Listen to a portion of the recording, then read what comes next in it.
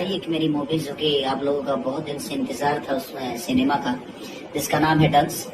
तो है दोस्तों, खेसारी लाल यादव के फैंस के लिए बहुत बड़ी खुशखबरी की बात है कि जो दंस फिल्म आई थी इतना सुपर हिट हुई थी और इसके पहले भी अप्रैल महीने में इसको दोबारा रिलीज किया जाने वाला था यूट्यूब पे।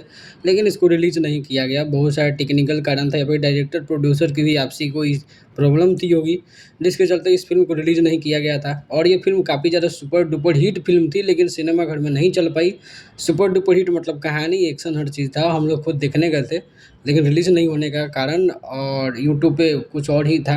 अब इस फ़िल्म के लिए स्टोरी लगाया गया है फ़िल्म के डायरेक्टर धीरज ठाकुर के द्वारा कि यूट्यूब पे इसको रिलीज़ किया जा रहा है, कि आप लोग एक्साइटेड हैं, तैयार हैं करके। और बहुत जल्द, इसका मतलब है 1 से 2 दिन के अंदर में आपको यूट्यूब पे ये फ़िल्म देखने को मिल जाएगा।